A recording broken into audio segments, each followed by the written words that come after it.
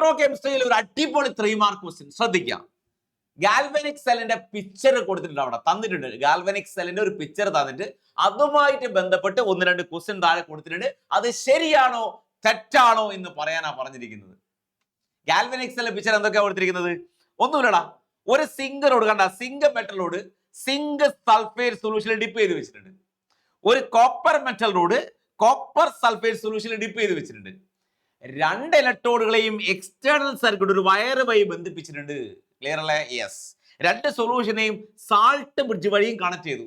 Okay, ഇതാണ് galvanic സെല്ലിന്റെ picture. കാര്യങ്ങളൊക്കെ ഞാൻ പറഞ്ഞു. ഇനി ക്വസ്റ്റ്യൻ ആണ്.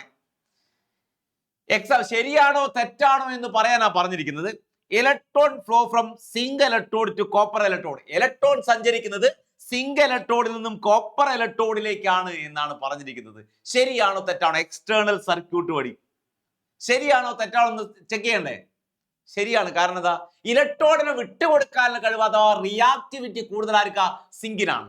ഇലക്ട്രോണിനെ വിട്ടുകൊടുക്കാനുള്ള കഴിവ് അഥവാ റിയാക്ടിവിറ്റി സീരീസ് അഥവാ ക്രിയാശീല ശ്രേണിയിൽ മുകളിൽ വരുന്ന എലമെന്റ് ആരാ? സിങ്ക് ആണ്. അപ്പൊ സിങ്ക് ഇലക്ട്രോണിനെ വിട്ടുകൊടുക്കും. കാരണം ഇലക്ട്രോണിനെ വിട്ടുകൊടുക്കാനുള്ള കഴിവാർക്കാ? സിങ്കിലാണ്. സിങ്ക് ഇലക്ട്രോണിനെ വിട്ടുകൊടുക്കും, കോപ്പർ ഇലക്ട്രോണിനെ വാങ്ങും. സോ ആ പറഞ്ഞത് ശരിയല്ലേ?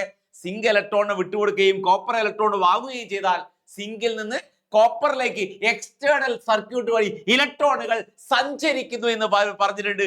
ആ സ്റ്റേറ്റ്മെന്റ് ശരിയാണോ തെറ്റാണോ എന്ന് ചോദിച്ചാൽ അത് ശരിയാണെന്ന് നമ്മൾ പറയും. റെഡിയാണ്? ഓക്കെ. രണ്ടാമത്തെ, during cell reaction reduction takes place at copper electrode.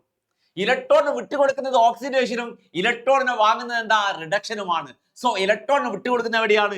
ഇവിടെയാണ് ഇലക്ട്രോണിന് വിട്ടുകൊടുക്കുന്ന നടക്കുക. സോ ഇവിടെ നടക്കുന്ന റിയാക്ഷൻ എന്താണ്? ഓക്സിഡേഷൻ ആണെങ്കിൽ ഇവിടെ നടക്കുന്ന റിയാക്ഷൻ എന്താണ്? റിഡക്ഷൻ ആണ്. ആ സ്റ്റേറ്റ്മെന്റും അവർ പറഞ്ഞെന്താ? ആ സ്റ്റേറ്റ്മെന്റും ശരി തന്നെയാണ്. ക്ലിയർ അല്ലേ? സോ ഓക്സിഡേഷനും ആനോഡിലും റിഡക്ഷൻ കാഥോഡിൽ നടക്കും. ആനോഡിൽ ഓക്സിഡേഷൻ ആണെങ്കിൽ കാഥോഡിൽ റിഡക്ഷൻ ആണ്. ഓക്സിഡേഷൻ നടക്കുന്ന ഇലക്ട്രോഡ് നമ്മൾ വിളിക്കുന്ന പേരാണ് ആനോഡ്. റിഡക്ഷൻ നടക്കുന്ന ഇലക്ട്രോഡിനെ വിളിക്കുന്ന പേരെന്താ? കാഥോഡ്. അപ്പൊ 2 സ്റ്റേറ്റ്മെന്റ് ചുരുക്കി പറഞ്ഞാൽ എന്താണ്? ശരിയാണ്.